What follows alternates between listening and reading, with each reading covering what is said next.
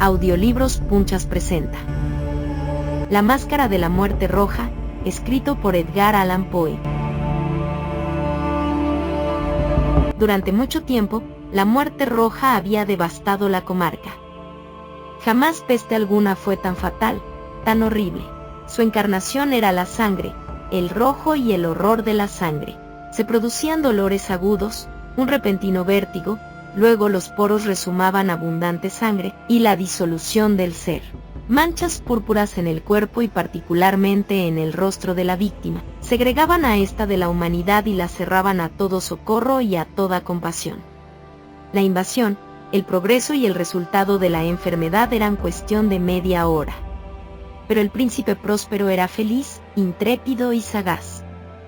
Cuando sus dominios perdieron la mitad de su población, llamó a 1.000.000 de amigos fuertes, vigorosos y alegres de corazón, escogidos entre los caballeros y las damas de su corte, y con ellos formó un refugio recóndito en una de sus abadías fortificadas.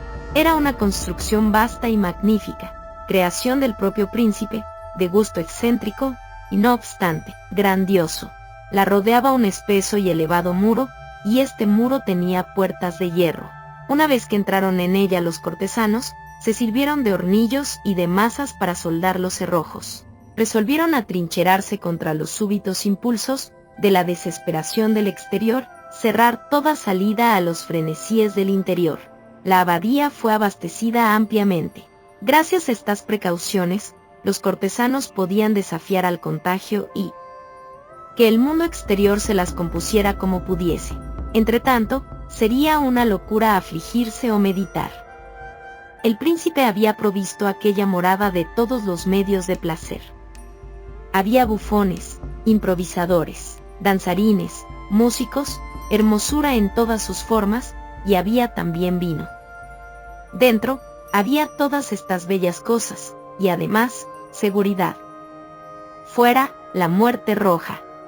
Ocurrió hacia el fin del 5º o 6º mes de su retiro, y en tanto que la plaga, afuera, hacía los más terribles estragos, el príncipe próspero obsequió a sus 1.000 amigos con un baile de máscaras de la más insólita magnificencia. Qué voluptuoso cuadro el de aquel baile de máscaras. Permítaseme en primer lugar describir las salas donde tuvo lugar. Había 7, una hilera imperial. En muchos palacios, estas series de salones forman largas perspectivas en línea recta, cuando los batientes de las puertas se abren de par en par, de tal manera que la mirada penetra hasta el fondo sin obstáculo. Aquí, el caso era muy diferente, tal y como podría esperarse de parte del duque y de su gusto y preferencia por lo bizarro. Las salas se encontraban tan irregularmente dispuestas, que la mirada no podía abarcar sino una sola a la vez. Al cabo de un espacio de 20 o 30 yardas, se presentaba un brusco recodo, y en cada una de estas revueltas, un aspecto diferente.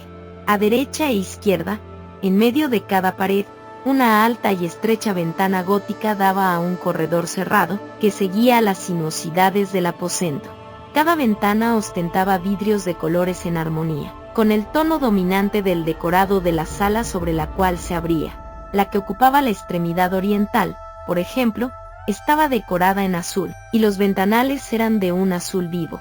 La segunda sala estaba decorada y guarnecida de color púrpura, y las vidrieras eran asimismo de color púrpura.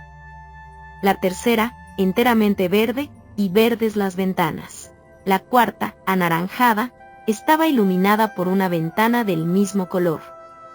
Y la quinta, blanca, y la sexta, violeta.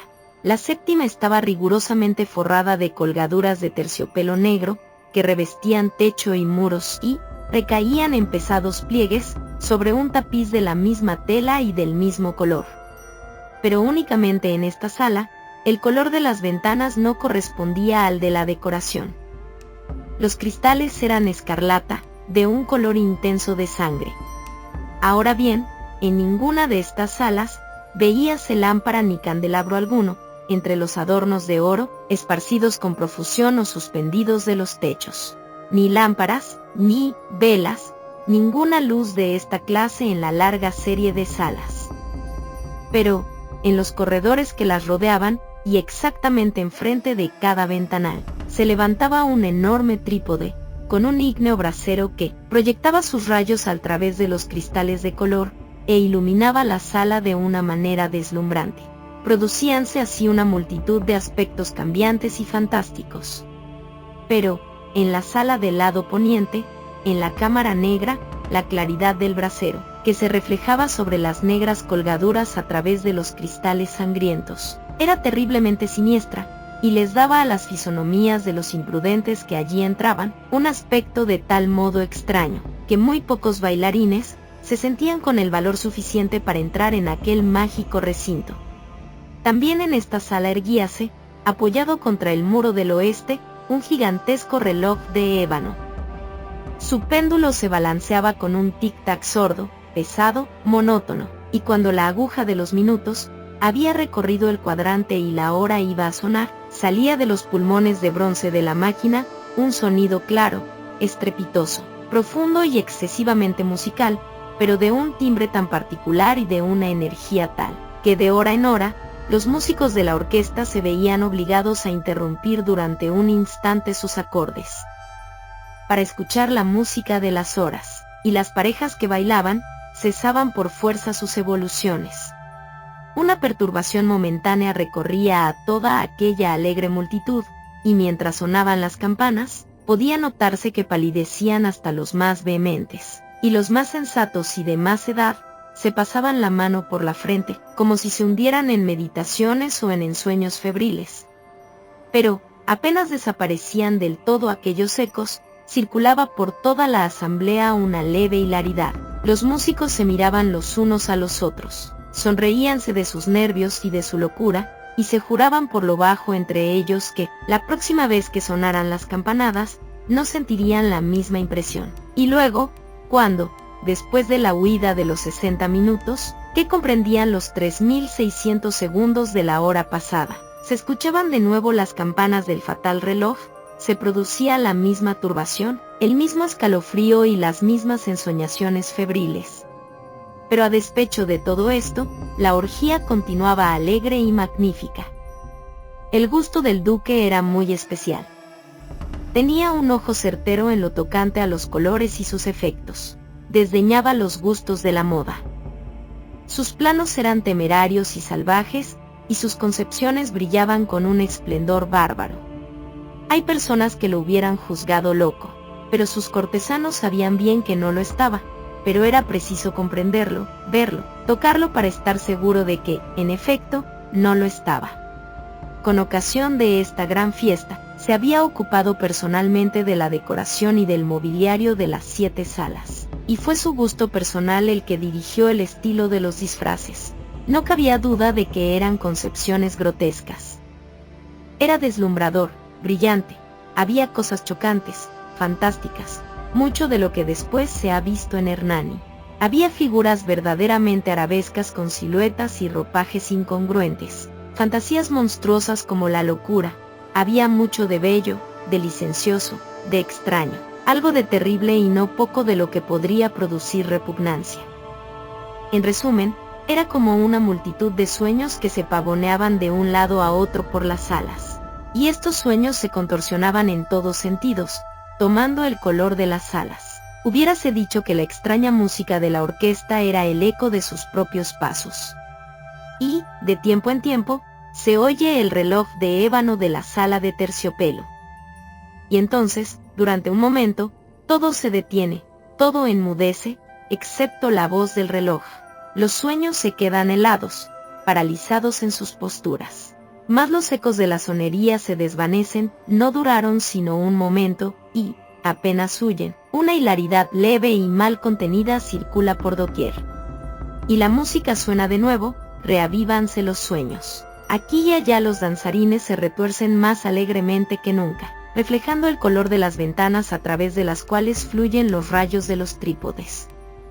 Pero ninguna cara osa ahora aventurarse en aquella sala que queda allá, al oeste, porque la noche ha avanzado y una luz más roja fluye al través de los cristales de color de sangre, y la negrura de las colgaduras fúnebres es aterradora, y para aquel que ponga el pie sobre la negra alfombra, brota del reloj de ébano un resonar más pesado, más solemnemente enérgico que el que llega a los oídos de las máscaras que se divierten en las salas más apartadas. Pero en estas otras salas había una densa multitud y el corazón de la vida latía allí febrilmente. Y la fiesta continuaba siempre su torbellino, cuando al cabo sonaron los tañidos de medianoche en el reloj. Entonces, como ya se dijo, cayó la música y se detuvieron las evoluciones de los que bailaban. Se produjo donde quiera, como antes, una ansiosa inmovilidad. Pero el tañido del reloj debía ahora componerse de 12 campanadas. Por eso fue tal vez que, teniendo más tiempo, se insinuó una mayor cantidad de pensamientos en las meditaciones de los pensativos que se hallaban entre los que se divertían. Y quizás por eso mismo muchas personas de entre la multitud, antes de que se ahogaran en el silencio, los últimos ecos de la última campanada, tuvieron tiempo de notar la presencia de una máscara que hasta ese momento no había llamado la atención de nadie. Y habiendo corrido en un susurro la noticia de aquella intrusión, se suscitó entre la concurrencia un cuchicheo, un murmullo significativo de asombro y desaprobación, y luego, por último, de terror, de horror y de repugnancia. En una reunión de fantasmas como la que he descrito, era preciso sin duda una aparición del todo extraordinaria para causar tal sensación. La licencia carnavalesca de aquella noche era, a la verdad, casi ilimitada, pero el personaje en cuestión había sobrepasado la extravagancia de un Herodes, y franqueado los límites muy amplios, no obstante, del decoro impuesto por el príncipe. Hay en los corazones más temerarios cuerdas que no se dejan tocar sin emoción. Incluso entre los depravados, entre aquellos para quienes la vida y la muerte son igualmente un juego, hay cosas con las que no se puede jugar. Toda la concurrencia pareció entonces sentir profundamente el mal gusto, la inconveniencia de conducta y de vestido, de aquel extraño. El personaje era alto y delgado y estaba envuelto en un sudario de la cabeza a los pies. La máscara que ocultaba su rostro representaba también el semblante de un cadáver rígido, que el análisis más minucioso difícilmente hubiera descubierto el artificio. No obstante, todos aquellos locos alegres hubieran podido soportar, si no aprobar, aquella burda broma. Pero la máscara había llegado hasta adoptar el tipo de la muerte roja. Sus vestiduras estaban manchadas de sangre, y su amplia frente, lo mismo que los rasgos de su rostro, estaban salpicados del horror escarlata. Cuando los ojos del príncipe Próspero cayeron sobre esta figura espectral, la que, con movimientos lentos, solemnes, enfáticos, como para mejor representar su papel, se paseaba por aquí y por allá entre los que bailaban, se le vio, en primer lugar, conmoverse por un violento estremecimiento de terror y de asco, pero un segundo después, su frente enrojeció de ira. ¿Quién se atreve?, preguntó con voz ronca a los cortesanos que se hallaban junto a él. ¿Quién se atreve a insultarnos con esa ironía blasfema? Apoderaos de él y desenmascarable, que sepamos a quién hemos de ahorcar en nuestras almenas al salir el sol.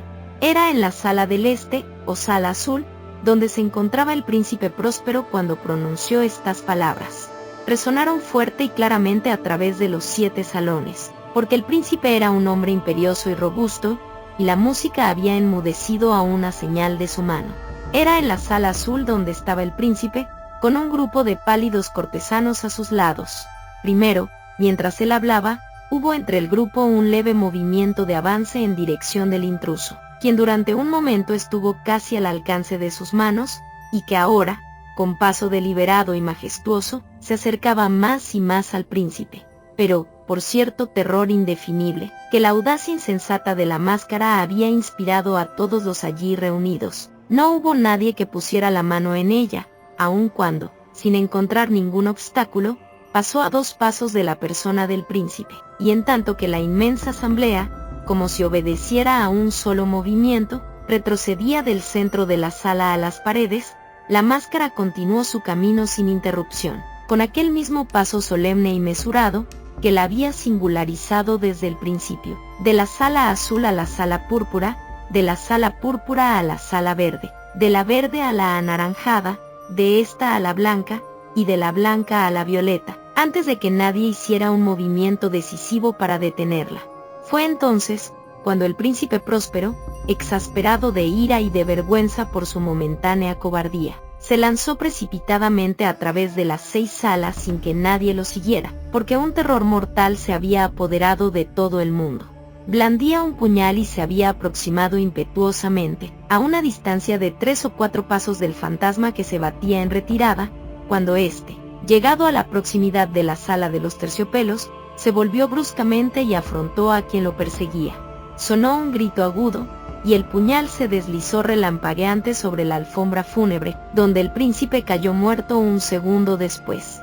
Entonces, invocando el frenético valor de la desesperación, una multitud de máscaras se precipitó a la vez en la sala negra, y haciendo al desconocido que se mantenía, como una gran estatua, rígido e inmóvil a la sombra del reloj de ébano, se sintieron sofocados por un terror sin nombre, al ver que no había ninguna forma palpable bajo el sudario y la máscara. Todos reconocieron entonces la presencia de la muerte roja.